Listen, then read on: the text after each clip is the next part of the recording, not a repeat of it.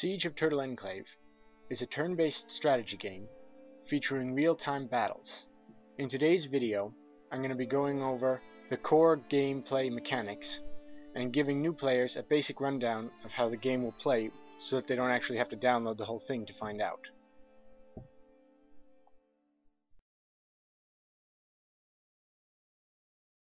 One of the most important tasks that a player will perform will be recruiting new soldiers into their armies.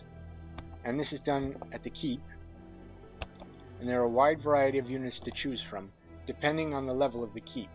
There are 4 levels. Of course, the first one is Timber-hewn, the second is Stone-born, the third is Iron-wrought, and the fourth is Arcane. Developing your settlement will help level up the keep and allow you to recruit more powerful units. Recruiting units costs resources, and new units have to have available housing. After recruiting new units, they will instantly appear available for command at the Enclave and be automatically assigned to an army.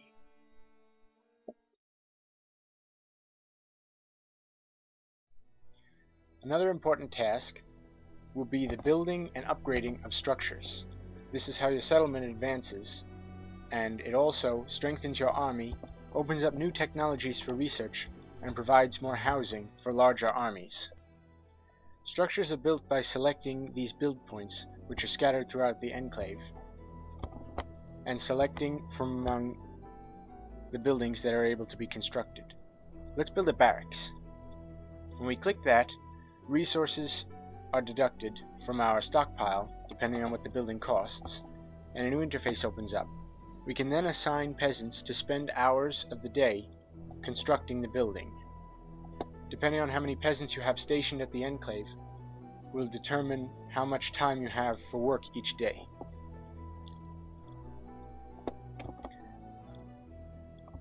When the hours are all used up required by the building, it's finished, and it confers whatever benefits it offers on your settlement. Every recruitable unit has a particular structured dependency, and if that structure is built, the unit will become stronger and you'll be able to recruit it for less.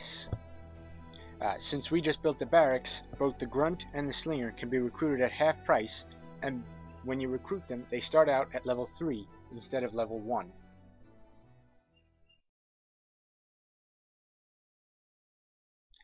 In order to recruit new units or build new structures, it's necessary to harvest resources from tiles on the world map. Each tile provides a different kind of resource. Fields producing food, mountains produce stone and iron, forests produce wood, and these crystal tiles produce magic crystals. Constructing a road on a tile increases its yield by 50%. Harvesting resources also costs hours from the day, so be careful to save enough from building structures to ensure that you can collect the resources you'll need tomorrow. Resources can only be harvested from tiles that you have already purified by conquering them and cleansing them with your troops, or tiles that you're in the process of purifying. Like this tile has never been moved to, and I can't harvest there, but after moving a peasant here to this water tile, I'm able to harvest fish at a reduced rate.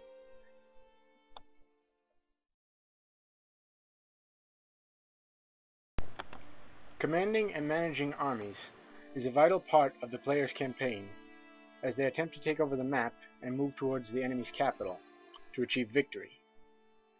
I mentioned earlier that when you recruit new units, they're automatically assigned to a new army. But it's usually in the player's best interests to swap or split them into a specific group or arrange them specially. For example, here, Valbjorn is at the head of a group of military units and some peasants mixed in. Now I want to get rid of these peasants and put powerful units from this army in their place.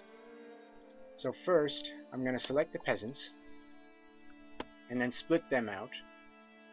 Now they're removed from the army and separate in their own. Then I'm going to shift select these two armies and click Swap. It'll bring up the interface for me to select the units I want from one army and exchange them to the other. Now the exchange button just disappeared because I've selected too many units. Only 12 units can fit in an army, so I have to deselect this last one and then click Exchange. The units are added to the list and removed from this one. Now when I select Valbjorn's army, he's ready for battle at the head of troops I've specially selected for this purpose. Armies, once selected, can move up to 2 tiles in a single turn, as long as the tile they're moving to is revealed. All tiles adjacent to friendly armies are revealed, as here, or adjacent to friendly tiles, like here. And so, because this peasant is here, in this otherwise enemy tile, he's revealed this tile here that I wouldn't have been able to move to before. So I'm going to move Valbjorn to that tile in preparation for fighting. Right click the tile and the selected army moves, and then reveals adjacent tiles.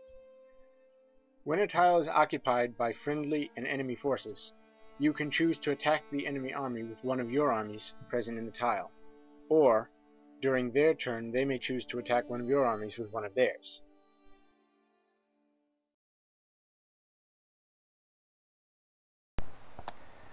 That battle looked like it was going to be kind of boring, so I cheated my way across the map and brought Valbjorn with me and gave him some tier 2 troops, and I found this army, which was a little stronger and a lot more fun to fight against, to really show off the battles in a better light.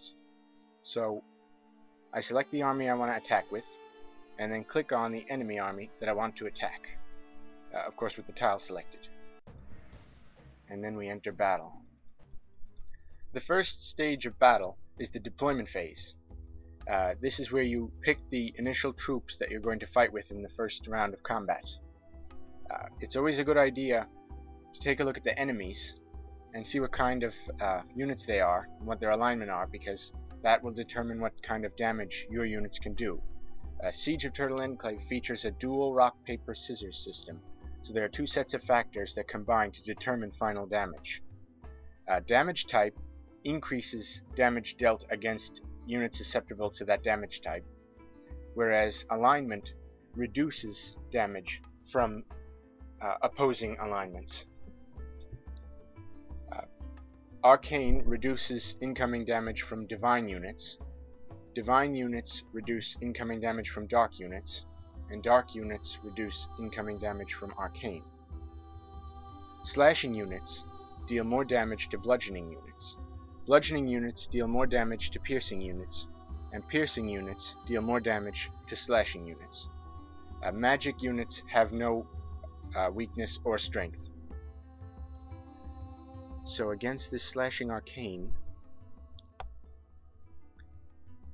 I'd want to deploy an arcane piercing unit, because the turtles never have any dark units, because they're the good guys. Likewise, the owls don't have any divine units. So the piercing unit will counter the slashing, and the arcane won't be susceptible. Against this, we have a divine slashing unit to counter this dark bludgeoning unit.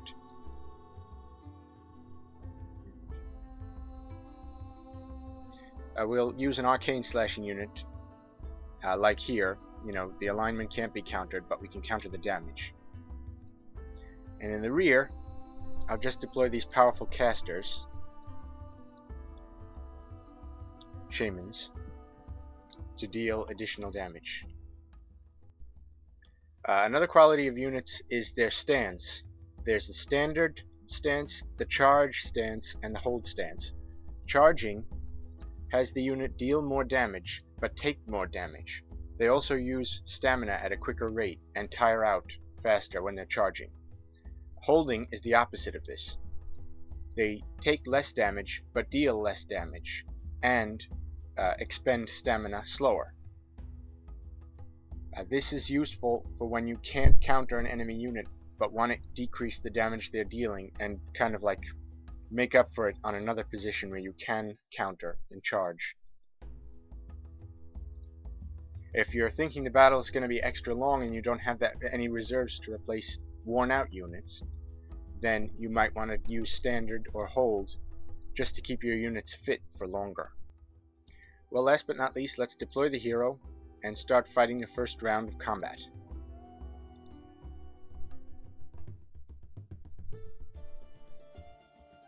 During battle, units can use special abilities to deal more damage or to protect their fellows. And the enemies, of course, can also do more damage with special abilities.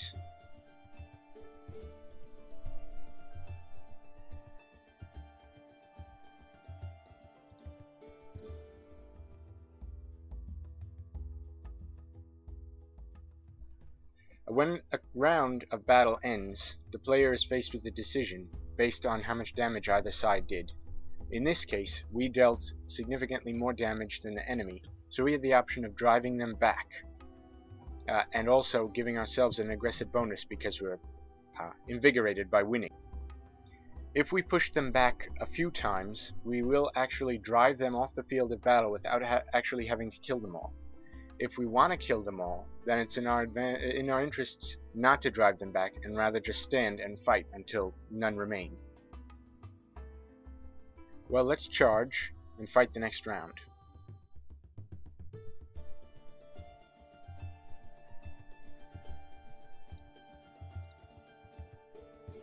Casters usually have area of effect spells that affect large groups of enemies, so they're very dangerous units.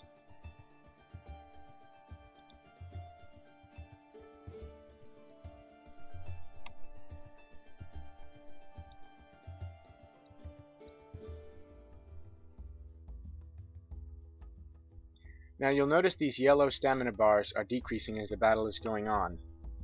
If a unit should empty of stamina, they'll become exhausted and they'll fight slower and weaker. Their defense rating will be reduced by half, their attack rating will be reduced by half, and their attack bar, this bright colored bar at the bottom, will fill up at half speed to signify the unit is worn out and can't fight anymore. Stamina is replenished at the beginning of each turn, but after this battle, since we're attacking the enemy turn will come before the beginning of our next turn, so these units will still be missing whatever stamina they expend in this battle. This is important to note, that when you're attacking the enemy, make sure you're not making yourself susceptible to an enemy counterattack and wearing out your units. Another point is that during deployment, or in between the rounds, we can reposition units or even deploy fresh troops from our reserves, because that guy was getting a little worn and damaged, so I pulled him out, and here I'm going to do the same. Or you could swap them. The moving of the positions can also be done during battle, but since things are usually happening so quickly, it's better to take advantage of this intermission and overview the fields, you know. Let's charge and get the last round of battle. We should kill them in this round.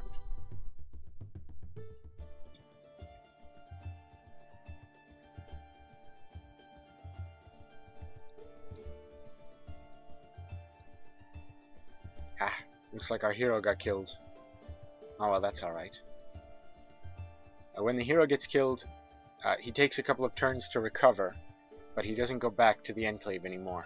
He stays with his army, wounded, for a couple of days.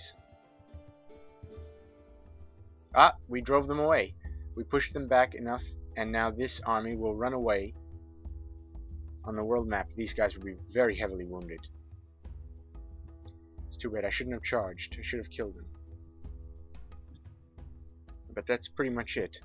Let's go back to the world map. As you can see, the enemy army has been driven away, and our troops are purifying the tile. And now, when we drive an enemy army away, they'll move in the direction of a point of refuge, either an enemy barracks or a tower. In this case, there's a tower right nearby, so the army we were just fighting, with the Shaman and the Blade Novice, have retreated here. Here, at the beginning of each turn, they'll recover hit points and be assigned new troops to this army. So it probably would have been better if I didn't drive them away. But anyway, that's something very important to consider when you're fighting. And it turns out I was mistaken. The hero does get returned to the Enclave when he gets killed. And he spends a couple of days recuperating there. So these guys will have to fight without him.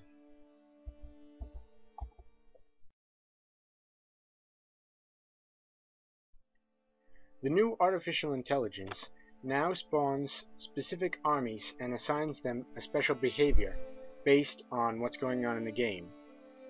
There are several different kinds of behaviors that are assigned to armies, but all of them are spawned at these barracks tiles, these little red buildings here.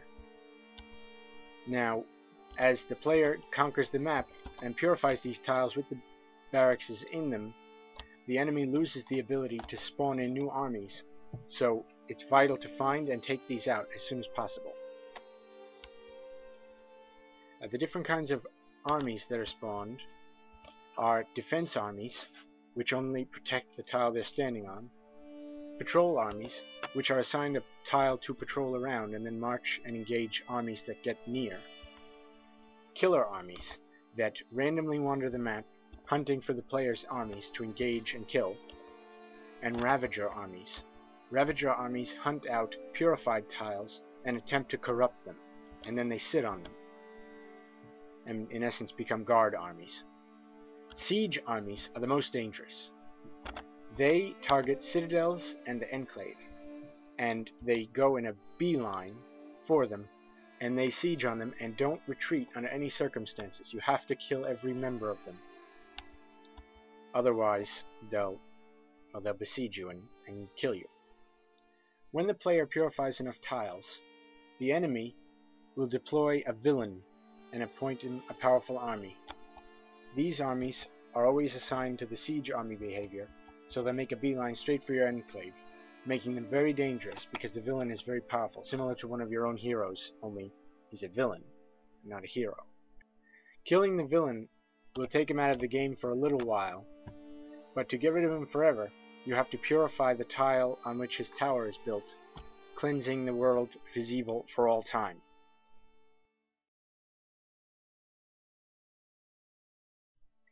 In order for the player to win the game, they have to make their way across the map, find the enemy capital, and engage the enemy warlord in battle and kill him. Once he dies, the horde of the Strigidae will be defeated and the player will be victorious, and peace will return to the realm. At which point the player will have the option of continuing and finish taking over the map.